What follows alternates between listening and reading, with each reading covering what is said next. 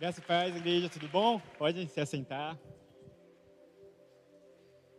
Muito feliz com esse convite, muito feliz por estar aqui. Com muito temor também. Tá dando para me ouvir legal, gente?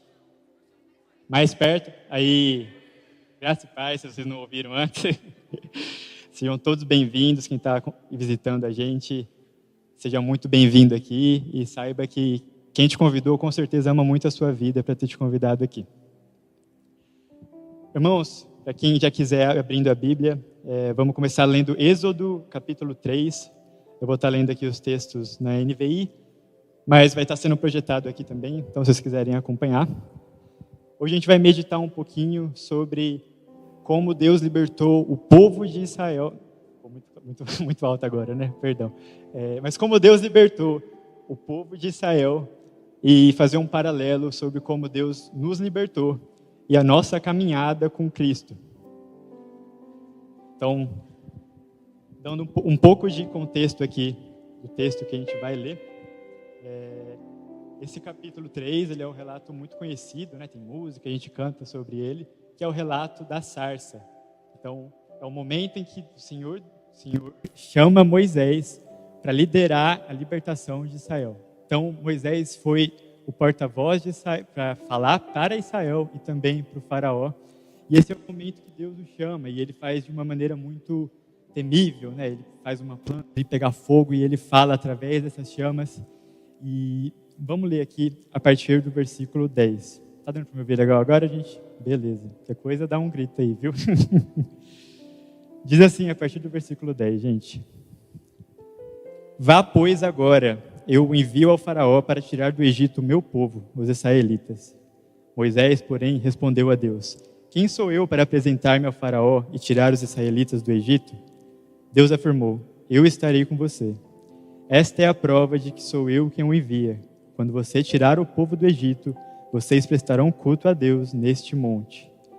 Moisés perguntou: quando eu chegar diante dos israelitas e lhe disser: o Deus dos seus antepassados me enviou a vocês, e eles me perguntarem: qual é o nome dele? Que lhes direi? Disse Deus a Moisés: eu sou o que sou. É isto que você dirá aos israelitas: eu sou, me enviou a vocês.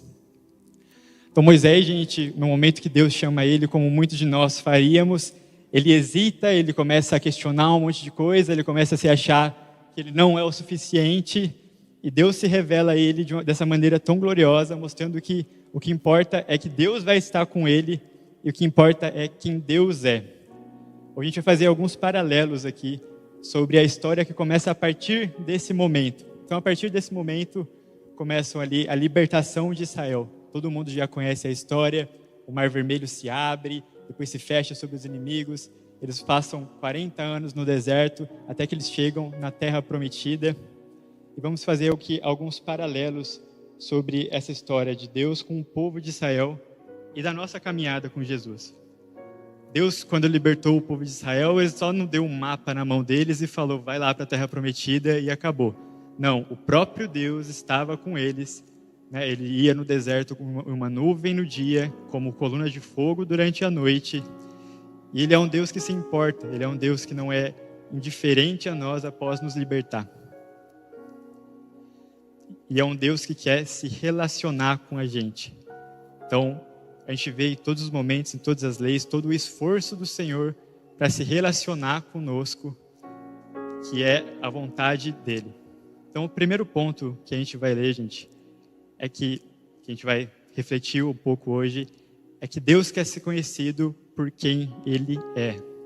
Ali no versículo 14, ele se apresenta como: eu sou o que sou.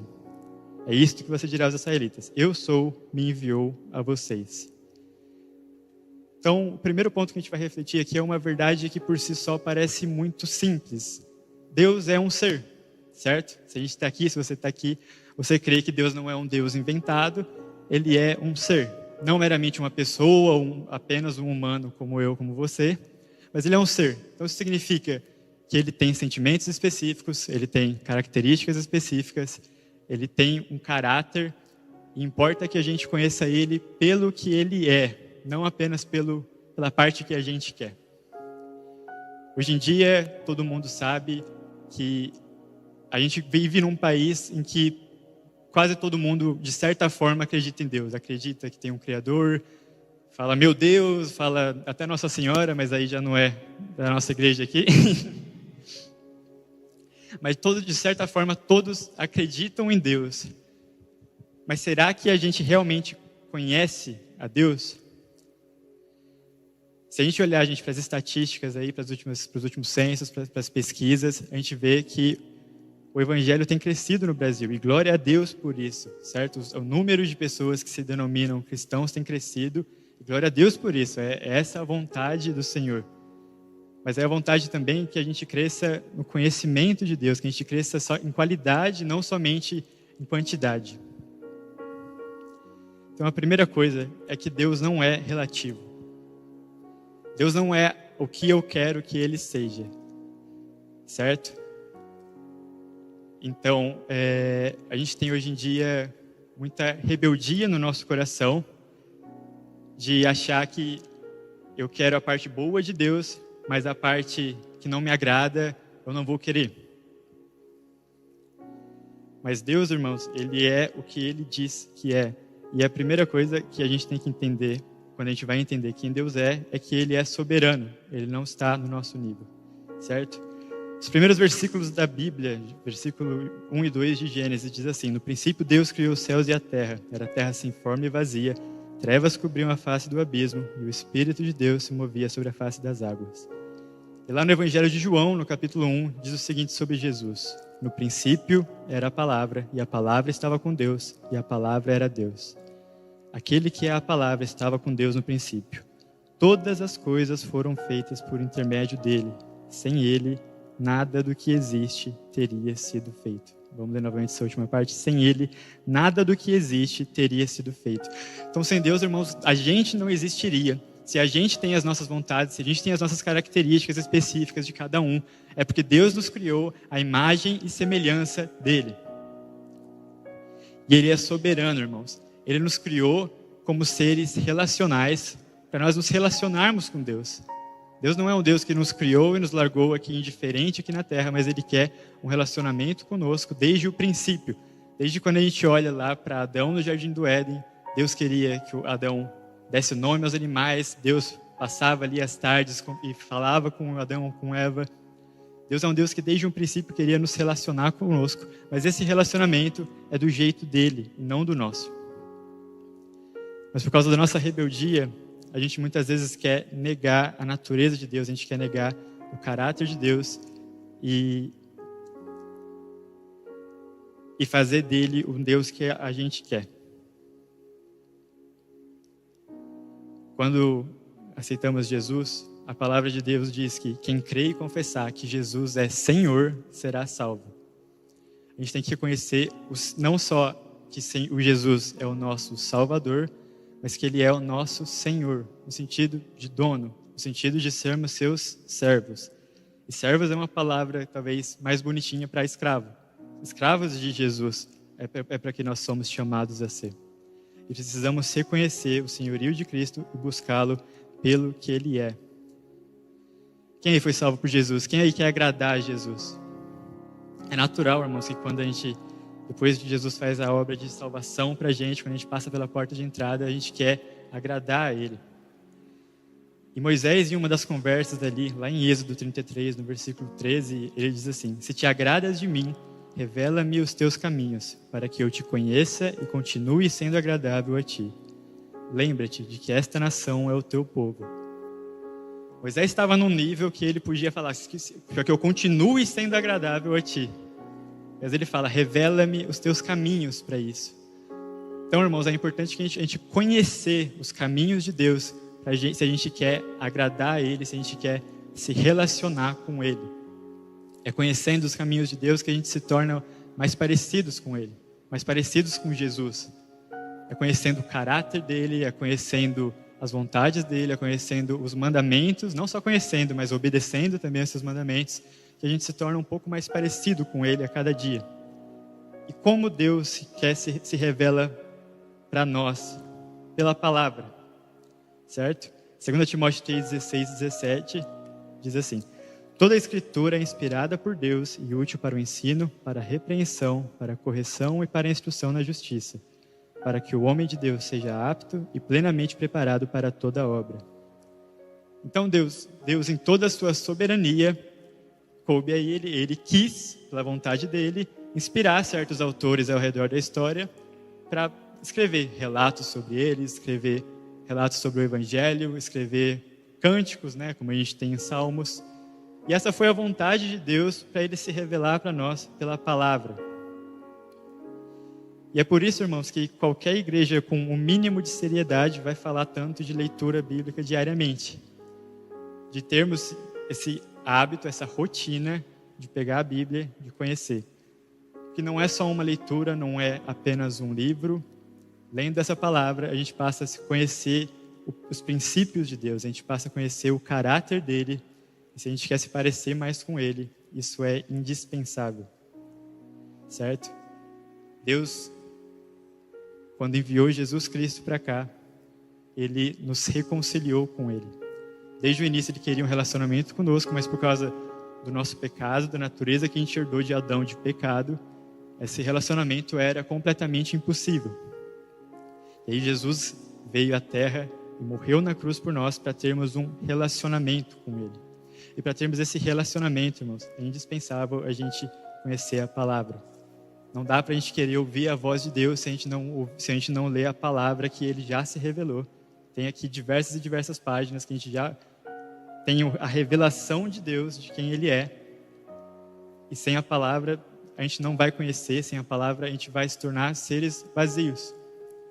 E não é da vontade de Jesus que a sua igreja esteja com cadeiras cheias, com pessoas cheias de pessoas que não o conhecem, de pessoas que só vêm de domingo, que tem um relacionamento com ele de domingo a domingo. Não, ele quer um relacionamento diário. E é do jeito dele esse relacionamento. A gente precisa conhecer a vontade dele. E para entender um pouco mais da importância de a gente conhecer, a gente tem que entender o que acontece quando nós não o aceitamos como ele é. A gente cria ídolos. A história do povo de Israel vai mostrar isso para a gente. Então, quando o povo já tinha sido liberto do Egito, já tinha passado pelo Mar Vermelho, Moisés estava ali no Monte Sinai, e ele ficou ali 40 dias e 40 noites recebendo instruções, recebendo leis de Deus. E Deus se mostrou para eles de uma maneira muito temível, né? Eu acho que nenhum outro povo, em nenhum outro momento da história, vivenciou tantos milagres, tantas maravilhas como o povo de Israel ali naquele momento da história. Mas mesmo assim, eles se rebelaram. Vamos ler Êxodo 31, do 1 ao 5. Diz assim: Ao ver que Moisés demorava a descer do monte, o povo juntou-se ao redor de Arão e lhe disse: Venha, faça para nós deuses que nos conduzam, porque a esse Moisés, o homem que nos tirou do Egito, não sabemos o que aconteceu. Arão respondeu-lhes: Tirem os brincos de ouro das suas mulheres, dos seus filhos e das suas filhas e tragam para mim. Todos tiraram os brincos de ouro que tinham nas orelhas e os levaram a Arão. Ele os recebeu e os fundiu, transformando tudo em um ídolo, que modelou com uma ferramenta própria, dando-lhe a forma de um bezerro. Então disseram: Esses são os seus deuses, ó Israel, que tiraram você do Egito. Vendo isso, Arão edificou um altar diante do bezerro e anunciou: Amanhã haverá uma festa dedicada ao Senhor. Na manhã seguinte, levantaram cedo e ofereceram holocaustos e ofertas de comunhão. O povo se sentou para comer e beber e levantou-se para se entregar à farra. Então aqui a gente tem um dos muitos sinais de rebeldia do povo de Israel, que é para a gente aprender com eles a não cometer o mesmo erro. Repara que eles estavam 40 dias sem resposta ali de Moisés. Moisés era o porta-voz ali de Deus para o povo de Israel. E eles resolveram, pela vontade deles, fundir um ídolo, fundir o que seria o Deus deles. Se a gente olhar no versículo 5, diz assim: Amanhã haverá uma festa dedicada ao Senhor. Então eles fizeram um bezerro de ouro do formato que eles queriam, fizeram o Deus que eles queriam para eles, mas continuaram chamando ele de Senhor. Se a gente não conhecer Deus por quem ele é, por quem ele se revela pela palavra, existe esse perigo da gente achar que está acreditando no Senhor, da gente estar vindo à igreja, mas a gente está formando um Deus que é do nosso formato, do formato que eu quero, como eles fizeram aqui. E a gente está chamando de Senhor, a gente está chamando de Deus, mas a gente está criando um ídolo. E um ídolo é qualquer coisa que a gente coloque no nosso coração, no local de Deus, certo? Deus tem que ser o Senhor do nosso coração, e quando colocamos qualquer outra coisa aqui, isso é um ídolo. E se a gente não aceitar o Senhor por quem Ele é, nós criamos um ídolo. Então, mesmo com tantos testemunhos ali do poder de Deus, eles quiseram pegar só a parte boa. Então, esse bezerro foi quem nos libertou do Egito, sabe? E a gente pode fazer a mesma coisa. Esse é o Deus que me libertou, que perdoou os meus pecados, mas a gente tira a parte de que Ele é santo, de que Ele odeia o pecado e de que Ele quer santificar a gente para não mais cometer eles. A gente pega a parte que Deus fala sobre finanças, mas a gente não quer a parte que fala sobre renúncia. A gente quer as bênçãos, mas a gente não quer as provações. Esse é o perigo, irmãos, que quando a gente não conhece a palavra de Deus pelo que ela se revela, a gente faz um ídolo e chama ele de Senhor. E isso, irmãos, é rebeldia. A gente tem, por causa da nossa natureza pecaminosa, essa rebeldia quando a gente olha para Deus, que Deus é soberano, mas a gente trata Ele como se Ele fosse mais um. Quando a gente lê a palavra, tem algumas coisas que por causa da nossa natureza pecaminosa a gente não vai entender, a gente não vai concordar. Mas Deus é soberano, irmãos. E a gente tem que reconhecer essa rebeldia, confessar ela e se aproximar de Deus mesmo assim, não negar. Talvez quando a gente está no começo aí da nossa caminhada com Cristo, quando a gente vai ler ali alguns princípios sobre família, sobre sexualidade, e a gente tem uma visão muito do mundo, a gente começa a discordar de Deus. A gente fala, esse Deus acho que é meio machista, meio preconceituoso, por aí vai. E muitos princípios de Deus, quando a gente olha, a gente não entende direito, começa a ficar meio assim, porque tem uma rebeldia no coração da gente. A gente precisa, primeiro de tudo, confessá-la e se aproximar de Deus mesmo assim. E olha o que diz Jeremias 3:22. Voltem, filhos rebeldes, e eu os curarei da sua rebeldia. Sim, o povo responde, nós viremos a ti, pois tu és o Senhor, o nosso Deus. Então, rebeldia, irmãos, não é somente um pecado que a gente confessa, mas que a gente necessita de cura. E Deus prontamente quer nos curar quando a gente confessa esse pecado. Então é necessário que a gente se aproxime de Deus reconhecendo quem Ele é. A gente se aproxime de Jesus reconhecendo o senhorio dEle, reconhecendo e obedecendo os mandamentos dEle, e não entrarmos em desobediência e não entrarmos em rebeldia. Amém, igreja? Agora, esse conhecimento que eu estou tanto falando aqui, não é meramente teórico, não é meramente você ser um mestre da lei que conhece de cabo a rabo a Bíblia, que já decorou todos os versículos. Não, como eu falei, ele é um relacionamento. E a gente vê na história de Israel, é que Deus não só nos libertou, mas Ele quer habitar em nosso meio, certo? Se a gente olhar na Antiga Aliança, nesse momento que eu falei, que Moisés estava ali no Monte Sinai recebendo as instruções de Deus, muitas dessas instruções eram sobre um tal de tabernáculo, que a gente já vai falar daqui para frente. E se a gente olhar, mas basicamente o tabernáculo era a habitação de Deus no meio do seu povo. E se a gente olhar para o futuro, irmãos, quando a Nova Jerusalém vier, quando estivermos com Jesus, lá em Apocalipse 21:3 diz: ouviu uma forte voz que vinha do trono e dizia: agora o tabernáculo de Deus está com os homens, com os quais ele viverá. Eles serão os seus povos, o próprio Deus estará com eles e será o seu Deus. Então, se olharmos para o passado, a gente vê um Deus que quer habitar no meio do seu povo. E se a gente olha para o futuro, a gente vê um Deus que quer habitar no meio do seu povo, e assim acontecerá. Mas isso não mudou agora, gente, no momento em que estamos. Quando aceitamos Jesus Cristo, vem habitar em nós o Espírito Santo, como ministramos aqui no louvor, como falamos muitas vezes, somos habitação do Espírito Santo.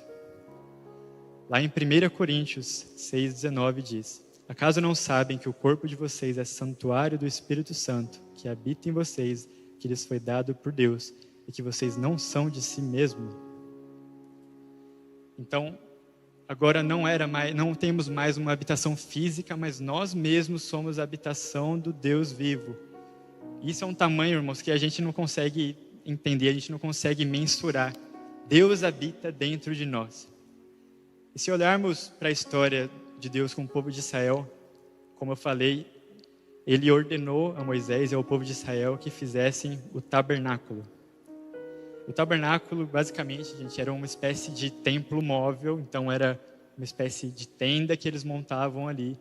Então, entre o deserto, até que eles chegassem à terra prometida, Deus ordenou que houvesse este local em que a glória de Deus estaria, em que Deus habitaria ali no meio, ficava exatamente no meio do acampamento de Israel.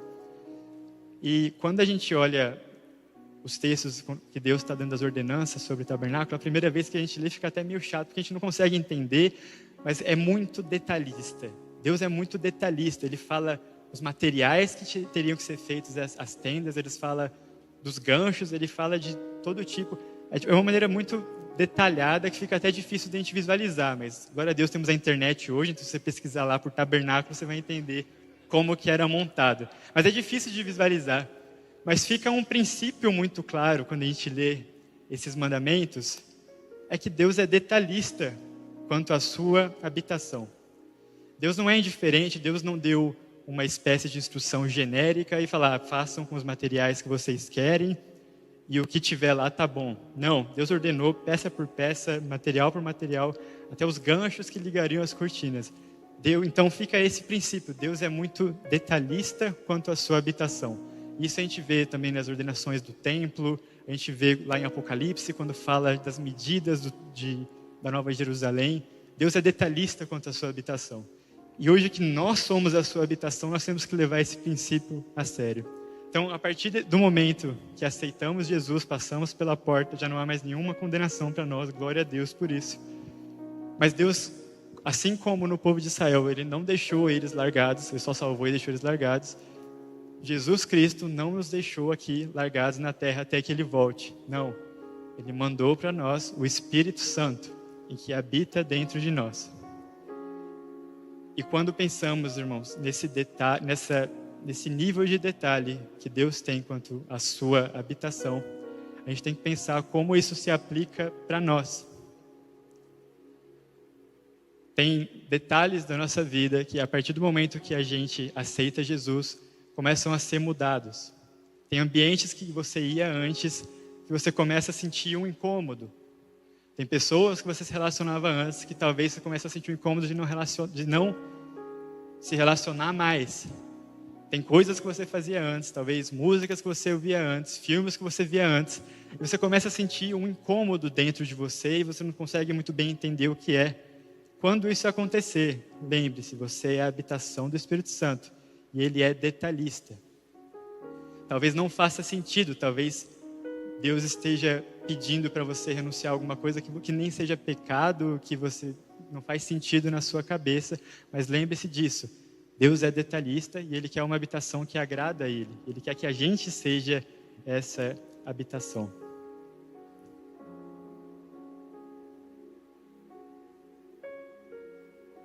Ainda bem que tem um teclado, né, irmãos? Para vocês não ficarem no silêncio. Glória a Deus pela sua vida, Lucas. Não.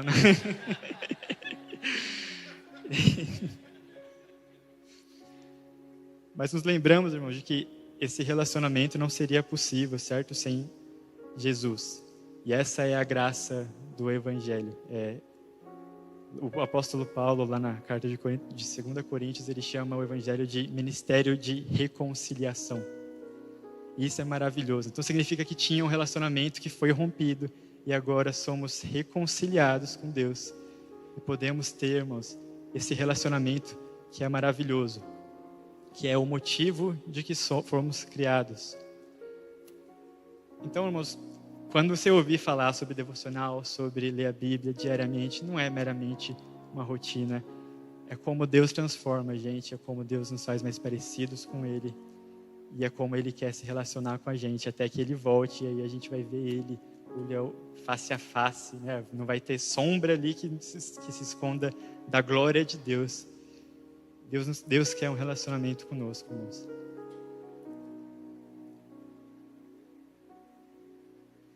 E esse relacionamento, como eu disse, quando aceitamos Jesus, a Bíblia diz que quem crê e confessar como Senhor será salvo. A gente precisa reconhecer o senhorio de Jesus Cristo. E isso também nos causa uma rebeldia no nosso coração muitas vezes. De como assim eu sou livre, mas eu tenho que obedecer a Jesus? Como assim eu sou livre, mas eu não posso fazer exatamente o que eu bem entender? Que liberdade é essa que esses crentes pregam? Mas quando falamos de liberdade, a gente tem que entender muito sobre o propósito de qual nós fomos criados. Se você pega um pássaro, uma ave que estava presa, certo? Numa gaiola, perfeitamente saudável, as asas bem, e você soltar ela, o que vai acontecer? Vai voar, certo? Se você soltar um cachorro num campo livre, o que ele vai fazer? Ele vai sair correndo. Se você soltar um cachorro do 10º andar, o que vai acontecer? Ele vai morrer. Porque ele não foi criado para isso, irmãos. A gente tem que entender que o propósito da nossa criação não é fazermos o que a gente bem entenda, é nos relacionarmos com o Senhor. E quando somos libertos por Jesus Cristo, é essa liberdade que a gente tem. É de nos relacionarmos, de nos aproximarmos com o Criador de todas as coisas, com o Redentor da nossa alma. E o mundo vai pregar que isso não é liberdade. Mas se você soltar um pássaro debaixo da água, ele vai se afogar, ele vai morrer. E se você fizer exatamente o que você bem entender com o seu livre-arbítrio, é exatamente isso que vai acontecer com nós, e é exatamente isso que iria acontecer se Jesus não intervisse. Morreríamos.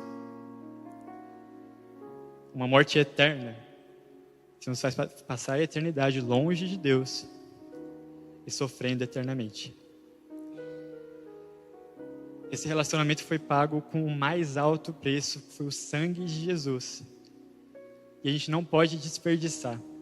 Quando a gente paga caro em alguma coisa, se você comprar um carro caro, eu nunca comprei um carro, muito menos caro, mas se você comprar um carro caro, você vai se importar com ele, você vai toda hora beber uma água ali para ver como é que o carro está, você vai se importar com ele, porque teve valor, teve custo. E a gente não pode desprezar esse preço alto, que foi o mais alto preço de todos, que Jesus pagou pelas nossas vidas. Jesus nos comprou com seu sangue. Foi isso que aconteceu, uma compra. E a partir do momento que a gente tem esse relacionamento, então, a gente se torna a habitação do Espírito Santo, que Jesus chama de conselheiro. Então, quando você acha que é da sua cabeça, que você está talvez jogando e de repente vem uma vontade de orar, você fica, será que é coisa da minha cabeça? Lembra que tem um conselheiro que habita dentro de você. Se estiver ouvindo uma música, você começa a ficar incomodado, você pensa, deve ser coisa da minha cabeça. Lembra que tem um conselheiro dentro de você.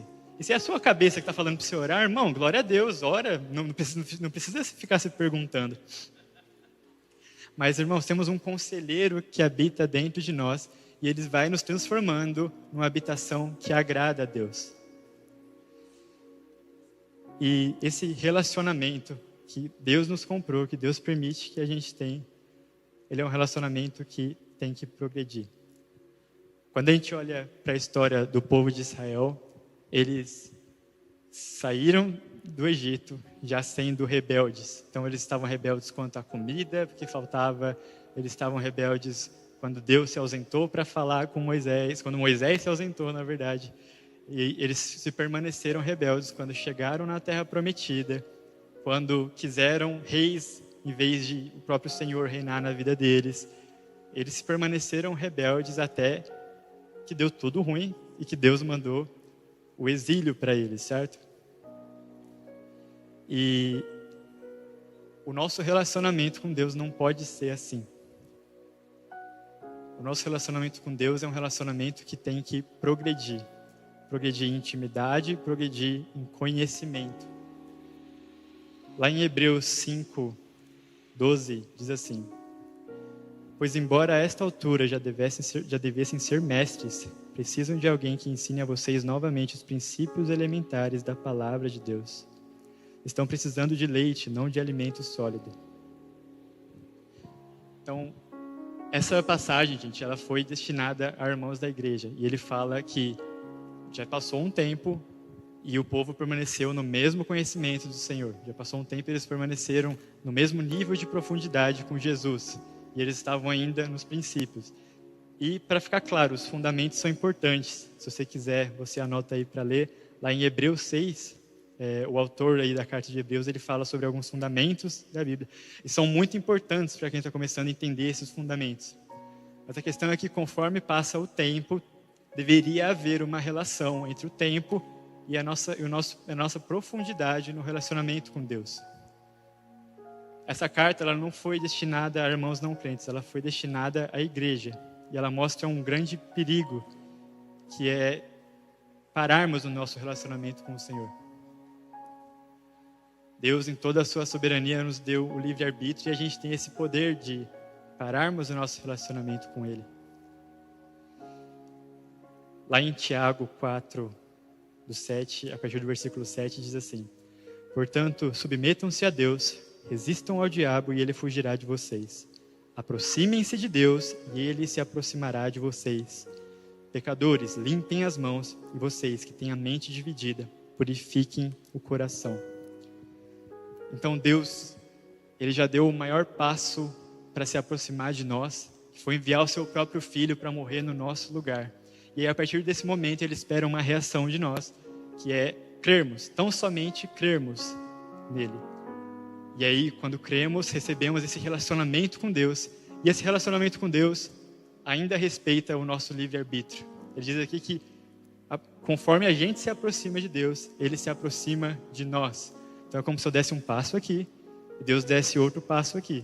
E é claro que os passos de Deus são muito maiores do que os nossos. Não é um relacionamento recíproco, que fique claro. Mas, quando a gente se aproxima dEle, o conselheiro que habita dentro de nós começa a nos incomodar sobre algumas coisas. Começa a nos pedir algumas coisas. São renúncias, são pecados que Ele quer que a gente abandone. E isso traz um incômodo em nós. Não é de boa, tranquilo, a gente se aproximar de Deus. Traz um incômodo na nossa carne, inicialmente. Então, a cada passo que a gente dá, talvez Ele te peça uma coisa a mais. A cada passo que você dá em direção a Deus, você decide ler mais a Bíblia, você decide gastar mais tempo orando. Glória a Deus, Deus ouve, Deus atende, Deus quer isso. E por amor, por puro amor, Ele quer transformar as nossas vidas. Então, às vezes são coisas que são pequenos detalhes. Talvez Ele quer que você pare de ouvir certas músicas. E são detalhes, mas são detalhes que importam para Ele. E o perigo aqui que Hebreus 5:12 que a gente leu mostra é que quando a gente dá um passo para Deus e Ele pede algo para a gente que incomoda, a gente pode falar: não, Jesus, essa distância está boa. Aqui está bom, aqui está confortável para mim. Eu não quero me aproximar mais de Ti. E infelizmente, Jesus e sua soberania, Ele respeita o nosso livre-arbítrio. Então, quando fazemos isso, nós não nos aproximamos mais de Deus. Sabe, é possível a gente gastar a vida inteira aqui na igreja, a gente passar 60 anos daqui para frente, estando aqui nesse lugar, vindo nesse lugar, mas sem sair do lugar no nosso relacionamento com Jesus. E esse relacionamento é um relacionamento que Ele quer que progrida. Ele não quer que fiquemos no mesmo lugar. E Ele fala aqui: pecadores, limpem as mãos, e vocês que têm a mente dividida, purifiquem o coração. No momento que a gente aceita Jesus, irmãos, nós ainda temos a natureza pecadora em nós. Não é, a vontade de pecar não vai magicamente embora, infelizmente. Nós temos essa natureza em nós temos essa mente que está muito acostumada com a maneira que a gente pensava antes. E Ele fala aqui: limpem as mãos, e vocês que têm a mente dividida, purifiquem o coração. Nosso coração, que é exatamente a habitação do Espírito Santo, Ele quer que esteja puro. Para a gente se aproximar mais dEle, e Ele se aproxima mais de nós. E aí Ele se agrada mais de nós. E aí Ele passa a utilizar-nos. E é o propósito da nossa vida, nos aproximarmos de Deus. Então, por muitos motivos, de muitas vezes, costume, ou religião, ou conforto, como eu falei, a gente para o nosso relacionamento com Jesus. Talvez a gente esteja só acostumado a estar na igreja todo domingo, talvez até quarta, até sexta. Talvez já esteja tanto tempo na igreja que você já esteja acostumado. E a gente para esse relacionamento de Deus quando Ele quer avançar, mas Ele vai respeitar as nossas decisões. Então cabe a nós, gente, sairmos dessa zona de conforto e nos aproximarmos e darmos um passo a mais na direção de Jesus. E aí Ele dá um passo a mais na direção da gente. E isso é maravilhoso, e isso não tem igual, não tem nada no mundo que se compare a se aproximar ao Senhor. Em João 17:3, que é um momento ali que a última noite antes de Jesus morrer, ele sabia o que aconteceria, e ele está ali com os seus discípulos. E esse capítulo é uma oração que Jesus faz que é linda, que é maravilhosa, porque Jesus ora pelos seus discípulos, mas ele ora também por nós. Não era só os discípulos naquela época, é o momento que Jesus está orando por mim e por você. E ver Jesus falando com o Pai sobre você, sobre mim, é algo maravilhoso, é algo que, sabe, não cabe na nossa mente. E no versículo 3, Jesus disse assim: esta é a vida eterna, que te conheçam, o único Deus verdadeiro, e a Jesus Cristo, a quem enviaste. Irmãos, ganhamos a vida eterna quando a gente aceita Jesus. Essa é a ideia mais básica ali que todo mundo tem de céu, de inferno, de vida, de que você aceita Jesus, você ganha essa tal de vida eterna. Mas o que é a vida eterna? A gente vai gastar a eternidade conhecendo Deus que é inesgotável. Sabe, a gente vai ali para Nova Jerusalém e vai ter ruas de ouro, vai ter muitas maravilhas. Eu não sei como vai ser, mas talvez um dia aquelas coisas já não nos surpreendam tanto. Mas uma coisa é certa: Deus é inesgotável e Ele faz novas todas as coisas. A gente vai gastar a eternidade conhecendo a Ele. E é isso que importa, irmãos. E Ele nunca vai se esgotar. Eu não sei se você quando eu era menor, eu pensava que talvez um dia a eternidade vai ficar entediante, né? Você morar no céu para sempre. Vai chegar uma hora que cansa. Já fiz tudo o que tinha para fazer, e agora? Mas nós não vamos gastar a nossa eternidade à toa. Assim como Deus não foi indiferente ao povo de Israel quando libertou, quando Jesus não é indiferente a nós aqui na terra, não vai ser assim lá no céu. Ele não vai largar a gente num canto lá na eternidade e falar, fica aí e acabou. Não, a gente vai conhecer Deus dia após dia. Esse é o propósito da nossa existência e esta é a vida eterna que Jesus comprou com seu sangue para mim e para você. E a gente precisa entender, irmãos, que Deus é eterno e eu vou gastar a eternidade conhecendo Ele. Uma matemática básica eu posso começar agora. Se Deus é eterno, se eu começar a conhecer Ele agora, Ele não vai se acabar. Ele sempre vai ter mais para conhecer Ele, porque Ele é eterno, Ele é inesgotável. Tem uma frase do autor Leonard Ravenhill, não sei se eu pronunciei certo, nunca li nenhum livro dele, mas eu já ouvi essa frase, tá? Mas diz assim: 5 minutos dentro da eternidade, eu creio que cada um de nós desejaríamos ter sacrificado mais, orado mais, amado mais, suado mais, agoniado mais, chorado mais. Sabe, a gente não tem noção da vida eterna que Deus comprou pra gente. Mas a gente tem aqui a oportunidade de conhecer um pouco mais dele, desse Deus que é inesgotável, Jesus que é tão amoroso, que deu a sua própria vida para nós, para que a gente tenha um relacionamento com ele, irmãos, sabe? E a gente pode agradar a ele. E esse agradar, gente, vamos ficar muito claro, não é um legalismo aqui. Você não consegue fazer Jesus te amar mais do que ele já te ama, tá? Não é pela força do seu braço que Jesus vai te amar mais, mas tem uma diferença entre você amar alguém e você se agradar das atitudes dela. E a gente pode se agradar, e Deus quer se agradar também das nossas atitudes, a partir do momento que a gente vai se tornando mais parecidos com Ele. Quem nasceu na igreja? Levanta a mão, por favor. Se você já é um pouquinho mais velho, como o pastor, eu não. Mas você vai entender. Vai ter um momento na sua vida que seu pai e sua mãe não vão mais dar a mão para você vir na igreja. Tem um momento na sua vida que você não é mais obrigado a pegar a Bíblia e a ler porque seus pais mandam. Tem um momento na sua vida em que você tem a decisão de fazer o que você quer. Você pode continuar vindo na igreja todos os domingos apenas, ou você pode decidir que de segunda a segunda eu vou buscar o Senhor. E Deus se revela, gente, como o Felipe estava ministrando ali no louvor. Esse Deus que a gente vê aqui agindo, tocando o nosso coração, fazendo arder o nosso coração.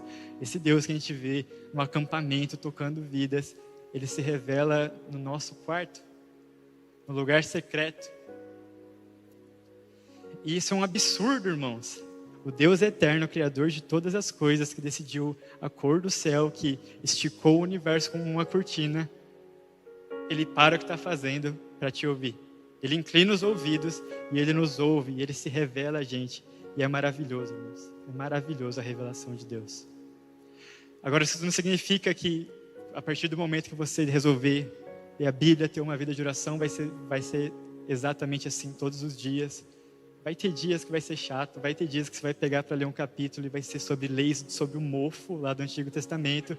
E você talvez não entenda muito, mas tenha certeza no seu coração de que com a palavra, Deus está transformando a gente. Embora talvez não faça sentido a genealogia que você acabou de ler, Deus está transformando, Ele está colocando o caráter dEle na gente. E importa, irmãos, que a gente seja conhecedores de proximidade de quem Jesus é. Quem aí quer ser usado por Jesus? Quem é esse do acampamento com vontade de falar, Jesus me usa? Levanta a mão. Irmãos, para que Jesus use a gente, mais do que pensar em chamado, é pensar em ser, em quem Jesus quer que a gente seja, e é parecidos com Ele. E é nesse relacionamento com a Bíblia, é nesse relacionamento com a oração, e é nesse relacionamento em que a gente obedece, em que a gente se rende completamente a Ele, a gente passa a se parecer mais com Ele. E aí que locais são transformados, e aí que pessoas percebem a diferença, que tem algo diferente em você, porque é o caráter de Jesus em você, não é mais o seu. Sabe, aqui a grande maioria ainda é jovem, adolescentes, jovens, e a gente tem essa decisão a tomar. Não só hoje, não uma decisão que você vai tomar aqui no altar, mas uma decisão que você vai tomar segunda, terça, quarta, quinta, sexta, de buscar o Senhor, de se parecer um pouco mais com Ele, de querer conhecer a Ele, de ter essa intimidade com Ele. E essa é a vontade dEle, irmãos. Então, para concluir, eu já vou terminando. Inclusive, se o pessoal da banda já quiser subir. Cabe a nós, inicialmente, refletir qual que é o nosso momento. Talvez vocês tenham se batizado semana passada, domingo a gente teve o batismo aqui, glória a Deus. E você está firme. E permaneça, irmãos, e ore a Deus pela ajuda. Senhor, me ajuda a permanecer e me ajuda a avançar nesse relacionamento contigo. E, como eu disse, nós temos um conselheiro que habita dentro de nós. Então, não só a gente refletir, mas perguntar a Ele o que está nos impedindo de dar esse próximo passo. Talvez seja zona de conforto, talvez seja falta de fé, seja lá o que for. Pergunte para o Espírito Santo o que é que está me impedindo de dar esse passo a mais próximo do Senhor. E nos lembrarmos, irmãos, que Deus é uma pessoa. Ele não é uma revista da Avon que você faz os pedidos quando você quer. Ele é um ser. E que a gente busque se relacionar a Ele, irmãos, todos os dias. Do jeito que Ele é. Reconhecendo quem Ele é, buscando quem Ele é. E entendendo e aceitando quem Ele é. Mesmo quando isso não faça sentido na nossa cabeça. E que a gente o apresente assim, irmãos. Sabe, para pensar aí nas pessoas que não são cristãs, que não aceitaram Jesus, que estão ao seu redor. Será que quando elas olham pra gente, elas veem, e aquele cara vai na igreja domingo, beleza? Ou elas veem que tem algo diferente? Será que quando a gente está apresentando, a gente está falando que é cristão, a gente está falando, eu vou à igreja aos domingos, ou a gente está falando, eu conheci alguém que é o Redentor da minha alma e do meu espírito, que me libertou da morte, que me libertou do inferno, que me libertou do pecado, e Ele mudou tudo. E que seja essa a nossa vontade, irmãos. Buscarmos a Ele como Ele é. Buscarmos o grande eu sou. E nos rendermos para que o nosso relacionamento seja da maneira que Ele quer. Exatamente do jeito que Ele quer. Vamos ficar de pé, vamos orar?